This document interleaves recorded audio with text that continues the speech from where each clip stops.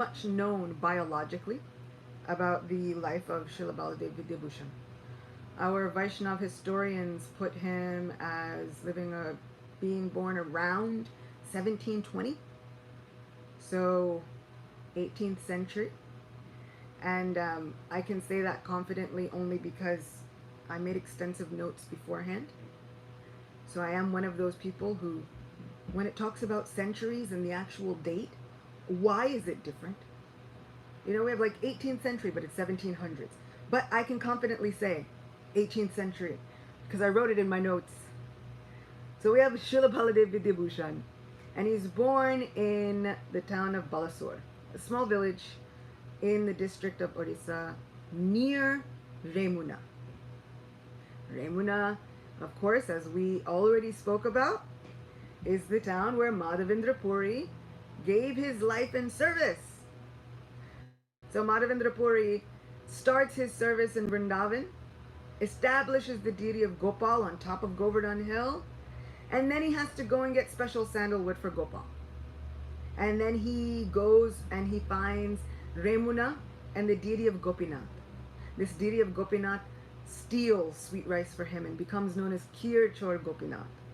And it is this town of Remuna where Madhavendra Puri spends his last days. And we spoke about this even at the last session where we talked about devotees who add flavor to the pastimes of the Supreme Personality of Godhead. So he spoke about Madhavendra Puri and him spending his days in Remuna. And so just near Remuna, Baladeva is born. And from a very young age, he displays quite a wonderful aptitude for learning. He learns Sanskrit, he learns Vedic philosophies, he learns logic and grammar, he learns poetry and rhetoric, he learns how to do debates and present all kinds of arguments. And he presented a strong desire for material detachment. So he was quite spiritually attached and materially detached. He always had a longing and a yearning to go on pilgrimages. So he would go on different pilgrimages. He went to Udupi to see Udupi Krishna and the site of the line of Madhvacharya followers. And he starts picking up their philosophy. And he begins to become very good at preaching that philosophy. He takes sannyas and becomes one of the foremost preachers of this philosophy, which is like Tattvavadi philosophy, which is fancy for kind of different from what we have. One of the main differences is they believe that the jiva always completely different from the Supreme Personality of Godhead. For us Gaudiya Vaishnavas, the way we can look at our main difference is Sri Chaitanya Mahaprabhu said there's achintya beda beda tattva. Right? Simultaneously, one and different. Simultaneously, the same, but not. So now we have the realization that the jiva has the qualities of the Supreme Personality of Godhead, but the quantity is way off. No matter how much we would like to convince ourselves that both quality and quantity are there, the qualities are there of the Supreme Personality of Godhead, but the quantity is much, much less. We are tiny drops before the ocean of the qualities of the Supreme Personality of Godhead. But that part is the main difference between the philosophy that Madhvacharya and those who were following him at that point were preaching, and the Gaudiya Vaishnavas. Also, we have this philosophy of dasya bhakti, right? This servitude and devotional service. And it kind of stays there. And there's not much going beyond it. So this is the philosophy that Baladeva at this point begins preaching. Takes sannyas, becomes a foremost preacher, makes a big name for himself. Not that that was what he was interested in, but he makes quite a big name for himself. And then he thinks he's going to travel some more. And he thinks, oh, I'll travel to Puri. Puri was also a great seat of learning at that time. So we hear of so many different sections within India that were great, like breeding grounds for learning and logic and grammar, philosophy.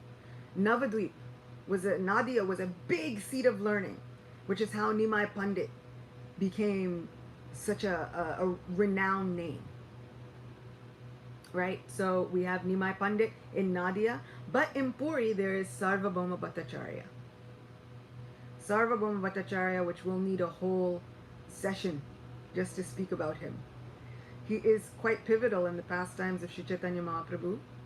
He was quite a Vedantist, but a little bit of an impersonalist. He would speak about Srimad Bhagavatam, but not about devotional service. He comes in contact with Sri Chaitanya Mahaprabhu. He begins to express his version of Vedanta philosophy, which he has worked his whole life on, and he's quite old at this time. It's like in his 60s, kind of, right? So he's at a later stage in life, and he's worked his whole life on these theories. So it's like when you see all of the academics and these PhD scholars, and they've worked their lives on their theses and their dissertations and their published works. So this is the kind of work that we're speaking about, but now in terms of Vedanta and Vedic philosophy. So he's worked his whole life on these theories. Chaitanya Mahaprabhu hears them and he says, he's quiet actually, for several days, 7. Sarvabhauma Bhattacharya says, "O young Brahmin, O young sannyasi, tell me, do you understand everything that you're hearing? I've been expounding on the philosophies of Vedanta Sutra for days, and you've just been quiet, not saying anything. Have you heard?" Chaitanya Mahaprabhu says, "I've heard. The problem is you've got it all wrong." Now try telling somebody who's spent decades of their life, dedicated decades of their life to this Vedanta philosophy, and you tell them after 7 days, and Mahaprabhu at this point is in his 20s. He's a young kid. That's how it's always seen when the older generation sees you. It's like, you're a baby. When do you ever stop becoming a baby? The answer is never. There's always someone older than you to say, you're a baby. So Mahaprabhu's in his 20s, and now he's telling this older philosopher, you've got it all wrong. Sarvabhauma Bhattacharya is furious. He doesn't know what to do with himself. He has debates and arguments. He says, "You impudent, insolent Brahmin, brahmachari sannyasi. What could you possibly know about Vedanta?" He's so upset. But then he's visited in a dream by the goddess of learning herself, and she says, "I can't even show my face before my master because of the way you've spoken to him. You go and take shelter from him right now." So he has no choice but to go and take shelter of Sri Chaitanya Mahaprabhu. And then this same Sarvabhauma Bhattacharya begins to compose verse after verse after verse in glorification of Sri Chaitanya Mahaprabhu, 100 in fact. He begins to use all of this erudite scholarship and all of this learning in the service of Sri Chaitanya Mahaprabhu. So this was what was established in Puri. All of this learning. And Sarvabhauma Bhattacharya has his own school, right? All of his line of thinkers and philosophers. And that line is still going on there, even though Sarvabhauma Bhattacharya is gone at this point. Because we're talking centuries before, right? Mahaprabhu was in the 1400s. Now we're with Baladeva Vidyabhusana in the 1700s. So we've got centuries between them. But Baladeva Vidyabhusana says the line of Sarvabhauma Bhattacharya is still there. And these Gaudiya Vaishnavas are still there. He says, let me go and preach to them. And he actually goes with the intent of defeating them in a debate. This was like the thing, you go and you engage in debate with the intent to defeat someone else philosophically. And then that's like your badge of honor, which is like having like amazing rap battles between philosophers everywhere you go and proclaiming yourself the winner.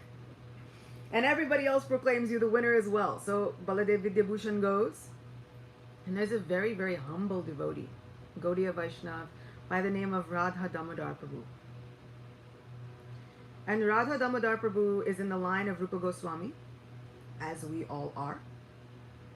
And when he meets Baladev, he just calmly, very humbly, he knew everything, Radha Damodar Prabhu, but he'd never ever tell anyone. You'd never know it. He wouldn't speak more than necessary. Just humble in the background. And when he meets Baladev, he thoroughly defeats him with his ideas and theories on devotional service. It doesn't even have to be an argument now. His conviction is enough. Baladev hears this Gaudiya Vaishnava philosophy and he is sold. Now he feels these stirrings in his heart. There is something more. There's more. There's more not only to this Vedanta Sutra, but there's more to me as a soul. Because as souls, what does this actually mean for us to be qualitatively non-different from Krishna, even though quantity is lacking for us? The qualities are there, which means that, not in a proud way, but we can invoke those qualities in order to further our devotional service. Krishna is always happy to extend those qualities. We see that pure devotees can display, and not that they even mean to, but in the course of performing their devotional service, they display mystical abilities. They have renunciation, they have strength, they have knowledge, they have power, beauty, opulence. All 6 opulences they can manifest, but for the cause of devotional service. So now his whole world is changed. Baladeva is sold on Gaudiya Vaishnavism. He takes initiation from Radha Damodar Prabhu, learns from him for a long time, and then finally, Radha Damodar Prabhu says, you should go to Vrindavan. Baladev goes to Vrindavan and begins learning under another Vaishnav who is so integral for us as Gaudiya Vaishnavas. He learns from Srila Vishwanath Chakravarti Thakur, who is one of my favorite acharyas. He'll have his own day soon. He's one of my favorite acharyas. His commentaries on Srimad Bhagavatam are astounding, unparalleled. We have so much information because of the commentaries of Srila Vishwanath Chakravarti Thakur. Srila Prabhupada pulled from his commentaries again and again and again. And it is for this reason that we have most of 10th canto, 11th canto, 12th canto. We have all of these because of the commentaries of Srila Vishwanath Chakravarti Thakur. After Srila Prabhupada left, and it was the job of the disciples of Srila Prabhupada to try and establish the rest of Srimad Bhagavatam in his absence, we have Srila Vishwanath Chakravarti Thakur. This is who becomes the guiding light and the teacher of Baladev. So he's learning from him. Everything is going well. And then there's a controversy. In Jaipur, the deity of Govindaji has been established. Govindaji was once in Vrindavan, but because of invading forces from the Muslim invaders, they moved him, especially because of Aurangzeb, they moved him to Jaipur and established him as king of the big city. And he has a Radharani who's also installed near him. And so they're worshipped together. Now, because Govindaji was first established in Vrindavan by the Gaudiya Vaishnavas who have come from Bengal, these Bengali Gaudiya Vaishnava pujaris have also traveled with Govindaji. So now they are still worshipping Radha Govindaji. So much so that the king, Sadachari Raj, the king of Jaipur at the time, was such a fan of Govindaji and such a fan of the worship of Govindaji that he pretty much gave precedence to the Vaishnavas. He let the Vaishnavas do whatever they needed to do. Gave them free rein for worship. He had secretly himself taken initiation. He was a huge fan. So he was totally in with the Gaudiya Vaishnavas. At that time in Jaipur, there was also a big sect of the Sri Sampradaya. the followers of Ramanujacharya, who we also revere as a great acharya. And these are called Ramanandis. These followers, these Ramanandis, had a big problem. All of the respect, everything was being given to these Bengali Gaudiya Vaishnavas. They're thinking we are, South Indian Brahmins, and they are very strict about everything. About deity worship, about pronunciation, about Vedanta Sutra. They are so strict about everything.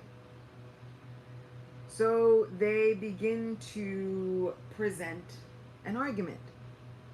Finally, they go before the king of Jaipur and they say, we think that you should hand over the worship of Govindaji to the Sri Sampradaya. It should not be in the hands of the Bengali Gaudiya Vaishnavas. Now, of course, they can't just make this claim without reason. So they begin to give reasons. They say, one, who even knows if they're a real Sampradaya? What is their lineage? Where do they come from? Which lineage are they a part of? Madhvacharya, Ramanujacharya? Like, who do they follow? Which line are they coming in? So all of the Sampradayas must be able to trace their lineage somehow back to Sri Krishna. They say, we can do this, but can they? Have they? Furthermore, in order to be a formally established Sampradaya and spiritual path and tradition at that time, you needed to have a formal commentary on Vedanta Sutra. So it's like, in order to be a true academic, you need to have your thesis and your dissertation and be published, right? But this is what you need, this Vedanta Sutra commentary, to be formally acknowledged. I said, where is it? Now Mahaprabhu had given so many teachings, but as we know, he hadn't written anything down except Shikshastaka. So while Mahaprabhu had pulled from so many of the teachings of all of the Sampradayas, and he had melded them to form this Gaudiya Vaishnava Sampradaya teaching and this tradition, it was all oral. He had not given a Vedanta Sutra commentary written. He had spoken, given teachings and so many lectures, but nothing written. So they refused to accept it. And they said, these two are problems. We don't know where they come from or in what line. And they don't have the credentials, the Vedanta Sutra credentials, to make them a formally acknowledged Sampradaya, a spiritual tradition. Furthermore, they objected to the worship of Radha Krishna together. They said, how is this possible? Nowhere is it stated in Shastra that Radha Krishna are together. Nowhere is it stated that they're even married, so how can you put her on the altar next to him? We say you have to remove it immediately. They were in the line of worship in awe and reverence. And this Braj Bhakti did not sit well with them. They said, actually, nowhere in Shastra is Radharani's name even mentioned. So how can she be worshipped next to Govindaji? They called for a massive change, a complete overhaul of everything that had been done within the temple of Radha Govindaji. And the king was somehow compelled to remove the deity of Radharani. So he removes her from the side of Govindaji, which every time I think of it, my heart breaks just a little. And he suspended the worship of Govindaji by the Bengali Gaudiya Vaishnavas. So he was compelled to take away their seva, and he moved the embodiment of all bhakti. What the king also did was he sent an open letter to Vrindavan, to the Gaudiya Vaishnavas, which said, in essence, help, in big bold letters. Someone has to do something, because this is deeply disturbing. So he was disturbed, but he was compelled to do it as the king. He had to somehow keep in mind everyone. So when word gets to Vrindavan, it gets to Srila Vishwanath Chakravarti Thakur, who is incredibly disturbed, and he wants nothing more than to go and make sure that all of these claims are refuted and that this service is reestablished properly. But he's old.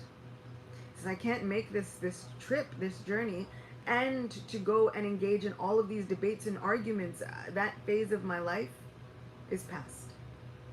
So who does he send? He sends Baladev. Baladev goes to Jaipur, and he meets with all of these Sri Sampradaya Vaishnavas. Now, this is amazing. They're Vaishnavas. But it's like Vaishnavas attacking Vaishnavas. So, we should not be so surprised when spiritual politics come up today. When we have all of these kinds of spiritual divides and we think, oh, what kind of Krishna would let this happen? It's been happening. Sometimes far worse than we even see right now. So some of it is a symptom of Kali Yuga, this age of quarrel and hypocrisy, but some of it is the divine pastimes of the Lord, so that he can work out things in quite mysterious and courageous and heroic ways. So let's see what happens. There are Vaishnavas fighting Vaishnavas with arguments and debates, taking away their service, taking away the worship of Srimati Radharani next to Govindaji. Baladev arrives on the scene, and in fact, he even brings up the argument. He says, how can anyone say that, who do we follow? How can we trace our line back to Krishna? We follow Sri Chaitanya Mahaprabhu. He's Krishna himself. Bas. So easy. Like we have a direct line. They refuse to accept that. He said, but we have Srimad Bhagavatam itself. We don't need a commentary on Vedanta Sutra. Srimad Bhagavatam is already there. Commentary, topic, spotless Purana, everything. I said, listen, you can't say, because we also follow Srimad Bhagavatam, you can't just say Bhagavatam is there and then you do nothing else. These are the rules and regulations. These are the credentials. This is the path that you follow. Step 1, you trace your lineage. Step 2, you make your Vedanta Sutra commentary. So we cannot accept anything you're saying without this commentary. It needs to be there and it needs to be written down. And you cannot simply fall back on Srimad Bhagavatam and say you don't need to do anything else. We have all of these commentators who have done this. You have to follow tradition. Baladev says, okay, give me some days. Give me a few days. A few days? This is preposterous. This commentary on Vedanta Sutra is usually a life's work. A lifetime's work of decades. What do you mean give you a few days? It's impossible. He says, give me a few days. They gave him 18 days to come up with a commentary on Vedanta Sutra, which usually takes people decades, in order to save the worship of Sri Radha Govindaji and his entire Sampradaya. No pressure. So, what does Baladev do? After he speaks to those Ramanandis, immediately he goes to the temple of Govindaji. And he falls flat in front of the deity of Govindadev, and he tells him everything. Everything, out loud. Start to finish. He relates the entire story. This is what they're saying, this is what they've done, which you would think if they removed the deity of Radharani from Govindaji, Govindaji would already know what they did. He was there. He's been a victim. But Baladev tells him everything. And now I have to write this commentary. What do I do? He lays out the entire plight at the lotus feet of Govindadev. And I love this part, because it's so hopeful for us. Sometimes we hear, oh, pure devotees, they never pray for anything, they never ask for anything, they don't bother God, they just do their things, and they suck it up, and they go on with life, and they just somehow keep on going, and they put one foot in front of the other, and they never freak out, and they never get into anxiety. And Baladev is showing the complete opposite. He was in complete anxiety. He freaked out. He didn't know how he was going to do it. They gave him 18 days. He said, now I have 18 days, but I have no idea how I'm supposed to back up what I said I would do. He runs to Govindadev. This is what I love about being able to follow in the footsteps of the great acharyas. We can't always copy, but we can follow in the footsteps. These are the footsteps that we need to follow in. If we have a problem, we should run and lay it at the feet of Govindadev. out loud. Tell him everything. Srila Prabhupada makes a point so many times in conversations that the more that we show that dependence on Krishna, the more Krishna loves to reciprocate. Srila Prabhupada said in a room conversation, Krishna takes the prayers of the devotee very seriously. So we should pray. Not for frivolous things, but for the things that really mean that much, we should pray. The residents of Vrindavan were not sitting thinking, oh, we'll never ask Krishna for anything. Anytime they got into trouble, they were asking Krishna, mostly because he got them into trouble. Please refer back to Govardhan Hill incident. And Krishna says, no problem. Don't worship Indra. He pours water on the ocean as well as the land, and the ocean doesn't give him sacrifices. Don't worry. Listen, worship Govardhan Hill. I got you, no problem. When the pillars of rain start falling, who do they run to first? Well, Krishna, this is your fault. You told us not to worship Indra. Now Indra's angry like we said he would be. He's trying to physically destroy us and wipe us off the map, literally. And now what do? Krishna, you help us. Cowherd boys, every time they got in trouble, first thing they did, oh Krishna, we're your very own people. You can't let us get burned in a blazing fire or killed by a murderous crane bird or taken over by demons or killed by the poisonous waters in the Kaliya lake. Every day they had a problem. But they didn't say, you know what? Let's not bother. In fact, when they looked in the mouth of Aghasura, and some cowherd boys wisely said, I don't think we should do this. This looks like a murderous snake intent on killing us all. They said, but look, Krishna's right there. He'll save us like he does every day. There's a popular hashtag on social media, which is, but did you die? For the cowherd boys, several days, the answer was yes. They died. Krishna luckily brought them back to life because he knew he'd get in trouble. But they died. But they asked for help before they died. But they asked for help. Baladeva runs and asks for help. We should ask for help. We should understand that all the things in life are much bigger than us. Way bigger than we can handle. This is part of surrender. So Baladeva asks for help, and that night he is visited in a dream by none other than Sri Govindaji himself. And Sri Govindaji says, I've heard everything that you've told me. You start writing. Start writing, and I will personally dictate to you what to write. I will make sure that you have an entire commentary on Vedanta Sutra even before the time is done.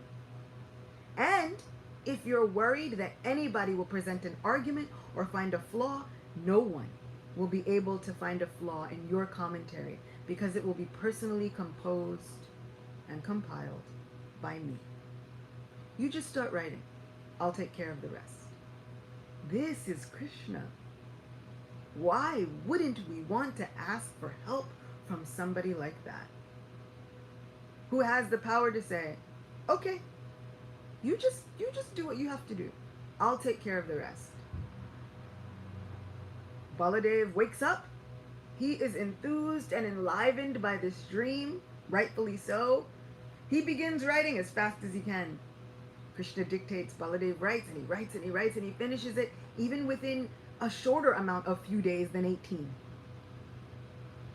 When he presents it in a grand presentation to those Brahmins of the Sri Sampradaya, they are flawed. They are floored. Of course they can't find any flaws in his arguments or in his Vedanta Sutra commentary. 15:15 of Bhagavad Gita is one of my family's favorite verses, where Sri Krishna says, I am seated within everyone's heart, and from me comes all remembrance, knowledge, and forgetfulness. Of all the Vedas, I am to be known. I am the compiler of the Vedanta and the knower of the Vedas. This is the same Govinda who has now compiled an entire Vedanta Sutra. These Brahmins are so enlivened They're so enthused by this commentary that they now are asking, they're like, okay, well, tell us more. Give us the answers to all of our other doubts, which now they don't even have doubts anymore, but they just want to hear it. Because for one who begins to speak these pastimes and glories of Shri Krishna, it's like he shows up. His effulgence is there, and all of those wonderful qualities of Krishna begin to show up in the presence of that devotee. So now these devotees are charismatic, they're charming, they're beautiful and wondrous. This is what happens because we wind up being in the association of Krishna. There's no way that effulgence doesn't rub off on us. So Baladev now, they don't have any more arguments, but they just want to hear it because it's so attractive. So Baladev begins to tell them all the reasons why they should not have suspended the worship of Srimati Radhika.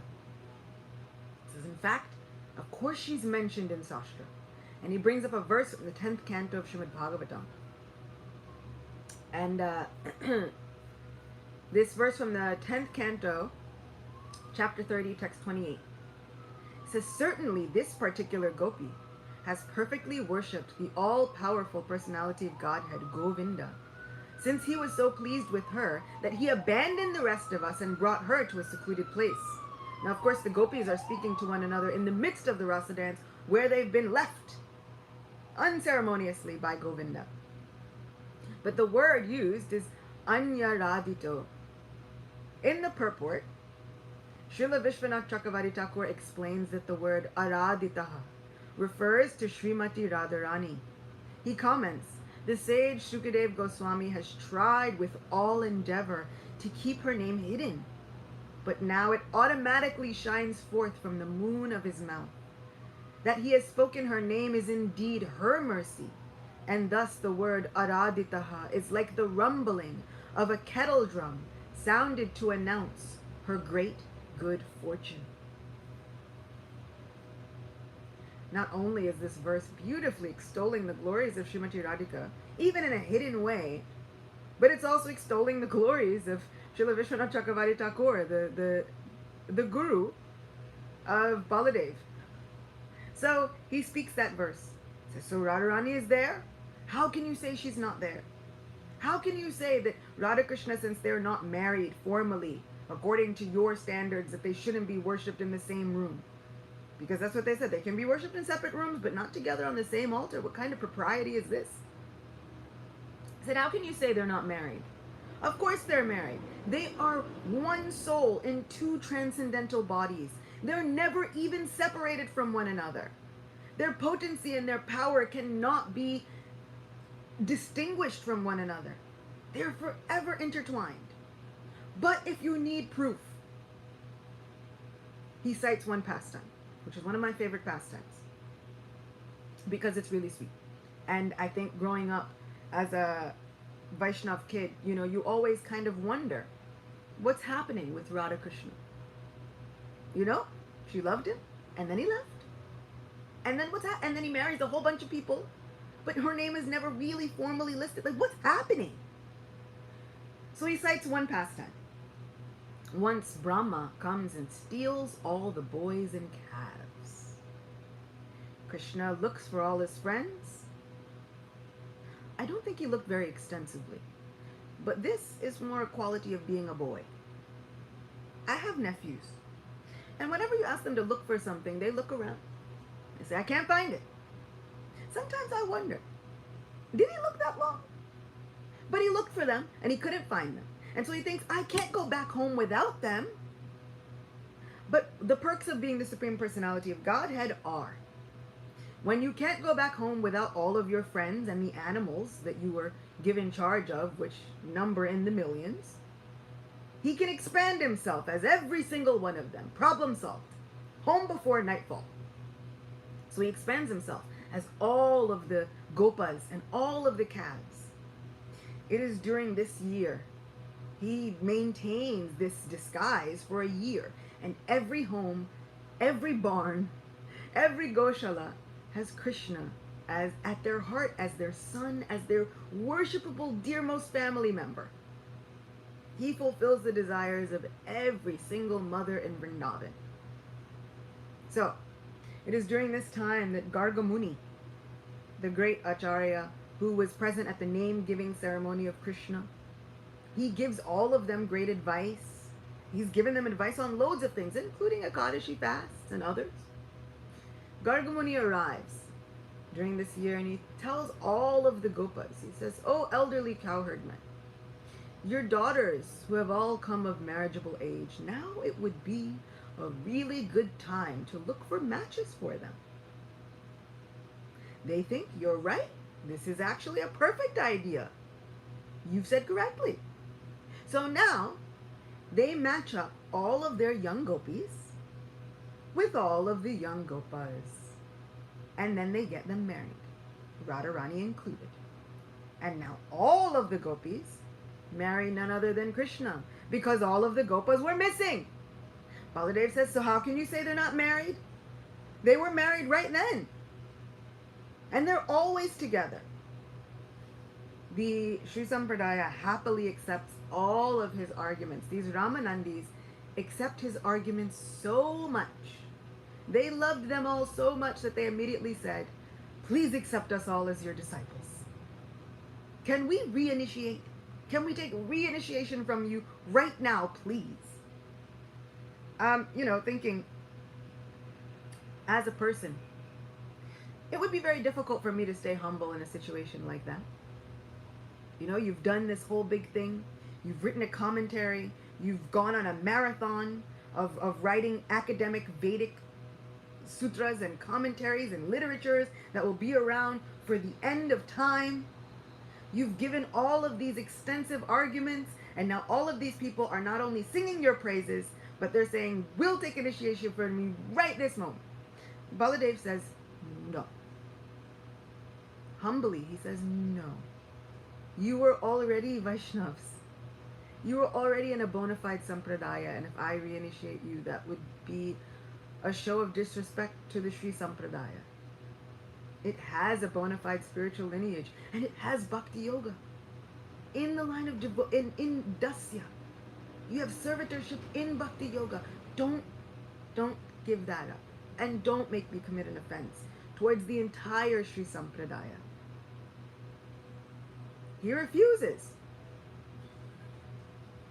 This is also really a big lesson for me, because the humility that is constantly shown by all of our Vaishnavacharyas at every single point in one of these lectures, there comes a point where they show extreme humility. Even the last class, even though it was Ramachandra Puri, it was Sri Chaitanya Mahaprabhu who showed this huge amount of humility. This Trinadapi Sunichena that Mahaprabhu spoke about, he really walked the talk. He didn't just preach it and say everybody else should do this, but I'm the Supreme Personality of Godhead, so I don't have to follow those rules. He did what he told everyone else to do. And even to the extreme.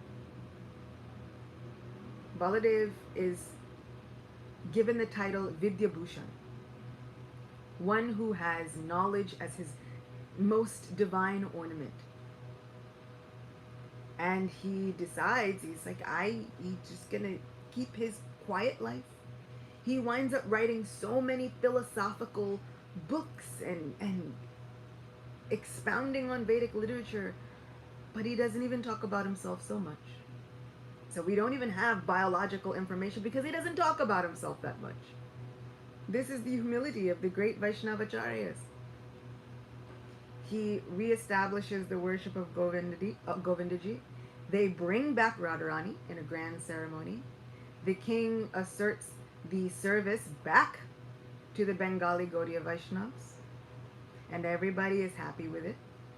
The king says that the arti of Govindaji will be the first performed. Of all the temples of Vrindavan, Govindaji's arti should be performed first, which is wonderful in honoring him, but it also means God has to wake up a little bit earlier there than the rest of the temples. So he has his arti first in a great show of honor. And all of the devotees are incredibly happy. He's brought all of this happiness back. He goes back to Vrindavan and presents all of this to Srila Vishwanath Chakravarti Thakur, who is so, so happy with him. And he writes an addendum to his commentary, which he names the Govinda Bhashya. This commentary, he puts it right on there. It's not mine. This is Govinda's. So he names it the Govinda Bhashya. And in fact, Srila Prabhupada dedicates his Bhagavad Gita to Srila Baladeva Vidyabhusana, who so nicely presented his commentary called the Govinda Bhashya. So we owe such a great debt of gratitude to Baladeva Vidyabhusana for saving our sampradaya and saving Radha Govindaji. Really bringing their worship back, because had they stayed separated, what could we have done? I can't even wrap my mind around it. So he writes an addendum to his Govinda Bhashya. One verse. And it says, "May Sri Govinda be all glorious. By his mercy, he revealed this commentary to me in a dream. The commentary revealed by him is especially appreciated by the highly learned, and as a result of this, I have been given the name Vidyabhusana. But it is Sri Govinda who deserves all credit. May that Sri Govinda, who is the most dear life and soul of Sri Radhika, be all victorious." I can't think of a better dedication than that. Kind of want to take a dedication and put it on anything that I will ever do in my life from this point on. Birthday parties, invitations for anything, just that dedication should be there. May Govinda be all victorious. This is the humility. One would think that he's like, I put in work for 18 days, less. Look at all that I did. Wasn't me. He's happy to give all credit to Govinda. And in fact, he worships his own deity, who he names Radha Vijay Govinda. Sweet deities. And he worships them along with the deities of Srila Vishwanath Chakravarti Thakur, who are Radha Gokulananda. And they're worshipped not far from the temple of Radharaman in Vrindavan. And the fact that he names his deity Radha Vijay Govinda, this Govinda who will always be victorious. I heard that last year, and I started referring to Govinda in my heart as Vijay Govinda. Just trying to, remind him that he is ever victorious and that he can make my life ever victorious, no matter what problems are faced, I have to know who to go to. It's important for us to know who to address. This is why Krishna has unlimited names. That second verse of Shikshastakam says, you have unlimited names, and you've invested all of your potency into these names. So, O Vijay Govinda, O most victorious Lord of my life, you can do anything. So why are we facing these troubles? Sometimes we have to remind the Lord, we are your people, but we are also frail human people. That at any moment we could lose our lives in the course of these trials and tribulations. Please help us. So this is Baladeva Vidyabhusana. He accepts a few disciples, and he is so committed to the worship of Govinda Dev that later on he becomes known as Sri Govinda Das. There's not a better name. Short, sweet, simple. Sri Govinda Das. And he's forever credited with saving Radha Govinda. The second, which we can speak about really briefly, but we have to, is Gangamata Goswamini. Now, what? The two, doesn't it seem like a little bit?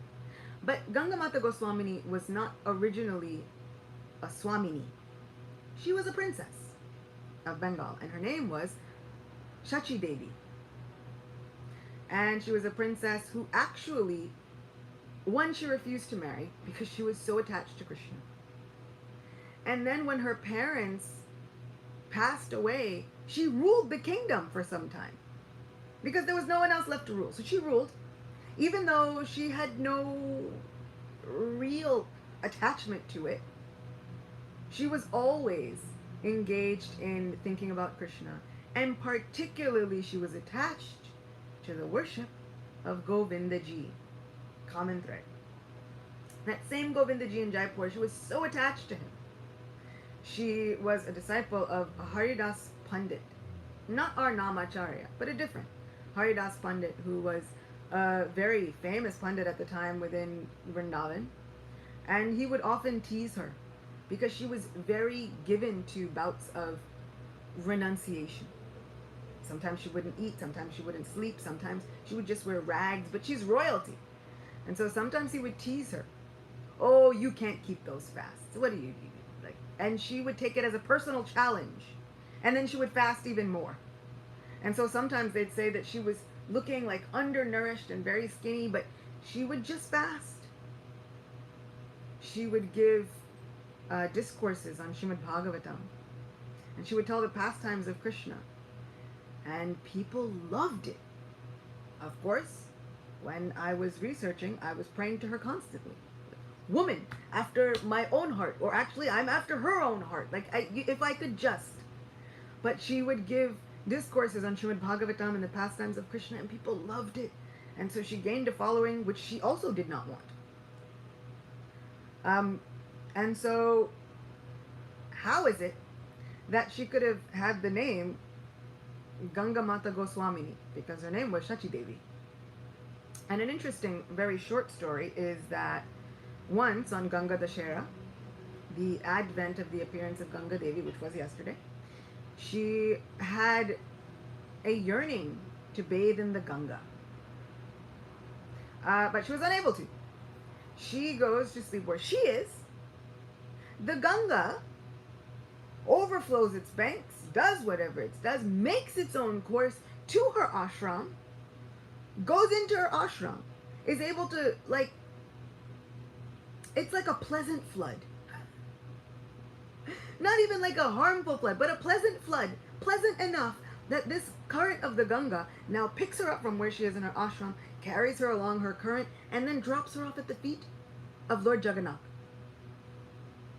her Lord. And so she's given the name Gangamata Goswamini in honor of this pastime where the Ganga, it concedes to her will, her devotion, her yearning just to honor Ganga Devi and to take a dip in her waters. Not only can you take a dip, but I will carry you to the feet of our very own Lord. So Gangamata Goswamini, we hear very often about her when we hear about famous lady gurus, right? We normally hear about like two: Janavamata, the wife of Lord Nityananda, and Gangamata Goswamini. There were others, but usually those are the two big ones that everybody let's talk about them. But she was very, very well known for her love for Govindaji. I totally get it. Such sweet deity. Any of the deities of Govinda, every time I see them, I think, so sweet. He is one who gives pleasure to the senses. How can we go wrong? It's foolproof. So she was very well known for her devotion to Govindaji, and very well known for her discourses of Srimad Bhagavatam. And like I said, when we speak these glories, and Srimad Bhagavatam even says, even the listener, even those who listen, they come in contact with such good fortune, such opulence, such all of the 6 opulences that Krishna has in full. Somehow, they start to appear within the bodies of not just the speaker, but also the listener, of those who indulge and engage in hearing and reciting the pastimes of Shri Krishna and his devotees. So thank you so much for allowing me to steal a little bit of my Govinda's effulgence. I hope and pray that whatever mistakes will be overlooked by all of our kind devotional Vaishnava friends. Thank you. And I hope and pray that I've somehow just said one thing that might have made him happy. It might have done justice to all of our Vaishnavacharyas. Thank you so much. Vaishnav Thakur ki jai. Ekadashi Titi ki jai. Thank you so much, Mother Acyuta, for this wonderful narration, especially so touched by the details that you shared on Baladeva, Vidyabhusana and Gangamata Goswami. I request devotees, if they have any comments or questions, please feel free to unmute yourself.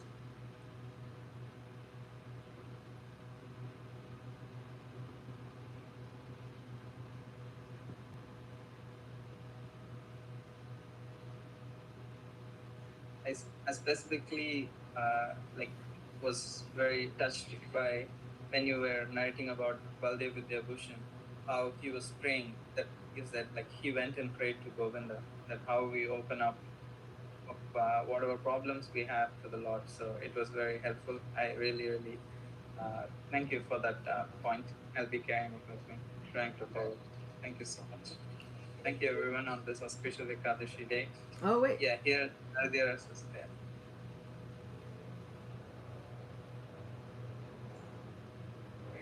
Hare Krishna, everybody. Thank you again for organizing this talk, and thank you Acyuta Gopi for being here with us. I have a couple of questions, but I'll just ask one to begin with. So my question is: we know on the one hand that Krishna is the supreme controller, but on the other hand, we know that we have limited independence. And you were mentioning that in this pastime, we see the Sri Vaishnavas who are Vaishnavas and who we greatly respect, but we see that it seemed that they were somehow against, the Gaudiya Vaishnavas. And then you were mentioning that, but Krishna had a plan, for the whole pastime. So my question is, when things like that happen, do we see it as like it's all Krishna's arrangement? Because, for instance, he might have just wanted he wanted that commentary written, the Govinda Bhasha. Was it like all Krishna's arrangement, or, do devotees have their independence and they might do things that maybe don't seem that ideal, but then Krishna uses the situation to still allow great things to happen? So I don't know if you can answer that question, but I'm wondering. Yeah, I mean, sometimes I think unless it changes the outcome, I like to always think that Krishna is going to make great things happen. I kind of take that side of things with him, and whenever I am praying in the depths of my heart with Krishna, I am sometimes looking around like, what is happening? You make great things happen, and this is not looking so great right now. So I'm going to need you to fix it immediately, quicker than quick, because I don't know how much longer. And even though Krishna might have had a plan, it didn't mean that Baladeva Vidyabhusana just and Srila Vishwanath Chakravarti Thakur, they didn't just sit and say, well, they're Vaishnavas, we should just let it happen. So I think that that's actually a really important point that I actually really liked. Because sometimes you think, well, they were Vaishnavas, we're Vaishnavas, who's right, who's wrong, who's, and instead of getting caught up in that, they kind of just took the approach that, but Krishna must be worshipped with Sri Radha. That's going to make him the happiest. And they had their seniors who were totally in line with them in that regard. And so I think it made it easier to know what was the right path and how was Krishna going to work out things. But, Baladeva Vidyabhusana didn't know how things were going to work out. He said, give me a few days. He had no plan, which is why he went to Govinda Dev in anxiety. He did not have a plan for how to work out a Vedanta Sutra commentary in 18 days. He said, okay, fine, we'll give you 18 days. And then he freaked out. So much so that he went to Govinda. He said, you have to do something. So I think there's a tremendous amount of faith that the devotees put in Sri Krishna, and they have to. Because you don't ever really know that Krishna has a great plan until after the plan is executed. Right? It's not like you know beforehand. You're like, I know Krishna's going to come to me in a dream. It's all going to be fine. For the course and for the case of this pastime, as he exemplifies the mood of a devotee, of course, pure devotees, we feel like they have this extra knowledge, right? This extra spiritual sense given to them. But for the purposes of this pastime, he is very much taking on a role of human anxiety. And he did not go into it knowing that this is how Krishna is going to work it out until after he already worked it out. So I think that comes with knowing who our friend is. It's like I've often said, sometimes I get really, really sad when I lose friends due to misunderstandings. because it feels like they should have known me enough to give me the benefit of the doubt to know I wouldn't have said or did whatever they thought I did, or I didn't mean it the way that they took it. They should have known that who I am and the way I give myself to the people that I love, it should have been different. But I kind of realized that that's what I do with Krishna. Have I been giving him the benefit of the doubt that, Krishna, I know you well enough that you are not going to put me in a situation where I'm going to just flounder and fail. At no time does Krishna put his devotees in a situation where they fail or they flounder or any of that. And even when it looks like a Vaishnav or a great spiritual person has given up their lives, they already signed up for that beforehand. So even if we look at Jesus, right, you know, it's like, yeah, but his path was kind of rough, and then he died. But he had signed up for that beforehand. He already had given that. He knew, I am willing to shed all of this spiritual, metaphorical, literal blood for all of these followers. I'm willing to do that for the path of my spirituality. I have that much faith. Like, that's what he signed up for. And when I see great Vaishnavas, and they come to the end of their lives, even if it's through some cancer or some external thing, we look and we say, how could Krishna put his devotees in that kind of suffering? What great plan is this? What is this? But when you listen to them speak about it, they don't flounder. It's the most brave, courageous discourse I've ever heard in my life. They always are so assured of where they're going. They are so sure of their Krishna that is not what they're worried about. So that gives me hope that Krishna never puts us in a situation where we are failing and floundering, if we can extend that faith to know who our friend is. If we can really have faith, like past that moment where Rukmini was crying and she was upset because she didn't know that was going to be a great thing that he was going to turn out to do until now also. Which, incidentally, fun fact, today in Puri is the day that they celebrate the marriage of Krishna and Rukmini. And today is the day that they celebrate the marriage where they celebrate it with Jagannath and Rukmini. They say, oh, he's going to go and he's going to go kidnap a princess, and they have a whole big ceremony and a festival. But she, in the course of this pastime, was not displaying, I know everything's going to be fine. Krishna has a way and a will. She also was displaying a mood of what is going to happen. So we do know that Krishna makes it great. But we usually don't know that until after he's made it great. And then we think, oh, well, that worked out. Okay. But it's natural. And what I love is that it's natural to feel that trepidation, that hesitation, like, but is this going to work out? Sometimes it's natural to shed those tears and anxiety. It's happened. And so we shouldn't feel like less of devotees, or we shouldn't feel less of ourselves when the anxiety comes. Even if we are looking and saying, well, this Vaishnava is saying this, and this Vaishnava is saying that, and this feels right to me, but this is also a Vaishnava. How do I reconcile the two? We go and we lay it all out to Govinda. We say, you have to do something. You have to help me make it great, because I can't do it on my own. And then we have to have faith that our friend is going to make it great. Even if we shed a few tears in the process. It's natural. It's like, when it's winter, we're going to shiver, and that's kind of natural. We can't say, like, I was supposed to be detached from heat and cold, this body, oh God. You know, but we can understand that the shivering is natural. So sometimes the anxiety is going to be natural, but we also can extend that faith and know that Krishna is going to make it great. Yes, please ask one more question. Hare Krishna. So, I'll just ask one more question. So you were mentioning that, it's kind of related to what you just shared. You were mentioning that we shouldn't feel that we shouldn't pray to Krishna, because sometimes we have this idea that pure devotees don't ask anything.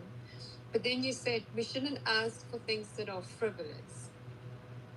So now my question is, sometimes we might have a desire which from our point of view seems like it is devotional, like, I would like to do that deity service. So I would like to, I don't know, go there and do that service. But how do we know that's also not maybe frivolous, in the sense of we might also just want to do it for, because we want to be seen, or we want to be with certain people in a certain way.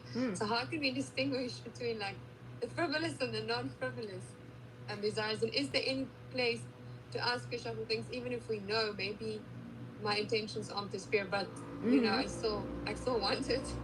So the more frivolous is easier to tackle, right? So the more frivolous is what we think of, like, material things, cars, jobs, homes, mansions, all those jewelry, clothes. And ninth chapter of Bhagavad Gita, there's certain purport, but Srila Prabhupada says, if you have any desires, you had better go to Krishna for it. So the short and sweet answer is still just go to Krishna, because that dependence is Krishna's. He loves it. It's what he's hungry for. He even says, Draupadi prayed to me. She called out to me in fear and in distress. But every time I think of it, I become more obliged to her.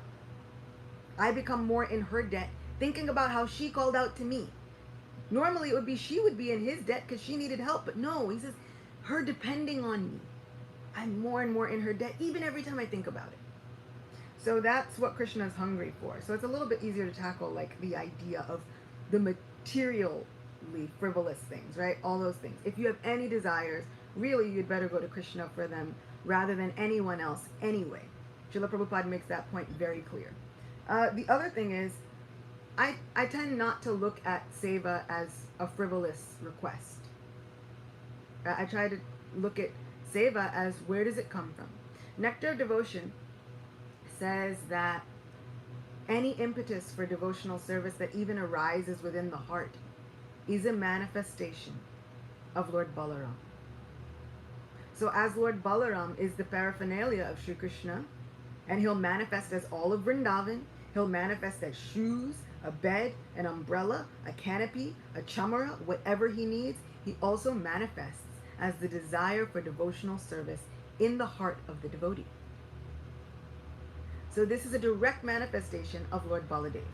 So I can't really call those desires frivolous if that's a direct manifestation of Lord Baladeva. Now, when our egos get into it, it gets a little bit more difficult to sort out, doesn't it? A simple answer is we don't have to sort it out. Krishna will do that for us. Case in point, whenever I'm in a kirtan and I start thinking to myself, I'm doing a great job. Do you see all these devotees that I've gotten to chant back and roar the holy name at the top of their lungs? This is amazing that I'm able to orchestrate this like this. It's usually at that point that the kirtan falls apart. Every time without fail. Speakers will cut off, mics will cut off, mics will feedback. My voice will completely crack and die. All kinds of things happen. It's happened time and time again. So the desire for devotional service is there. But what does Balaram do? He also plows the heart and makes it a fit place for Krishna to reside.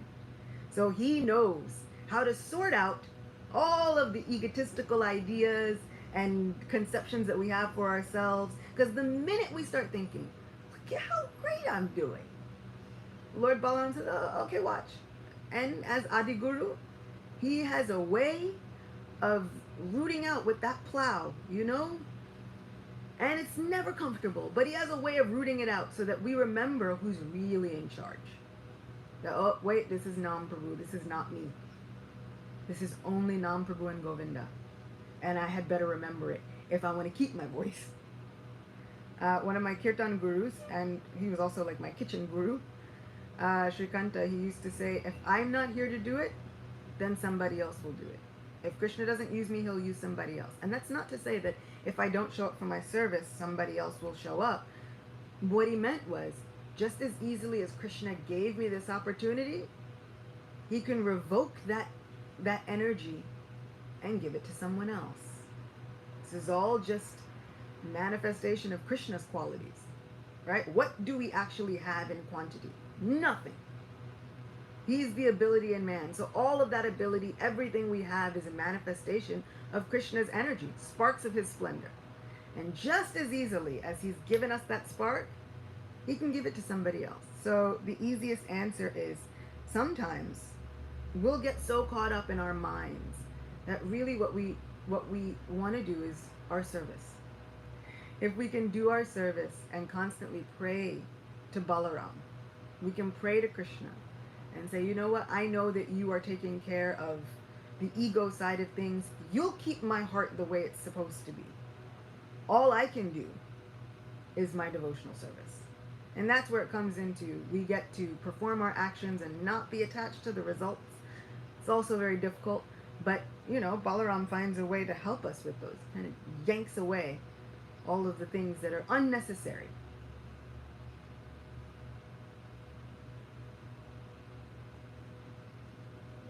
Did that answer the question? It did. Thank you so much, Acyuta Gopi. I hope one day you'll give a series of classes on prayer. I'm hoping for that. So maybe one day. Okay. That's a good idea. I'll write it down. Thank you. Thank you again. Thank you so much, Mother Acyuta Gopi. Thank you everyone for your participation. Right. Have a great Ekadashi. See you again soon for the next Ekadashi.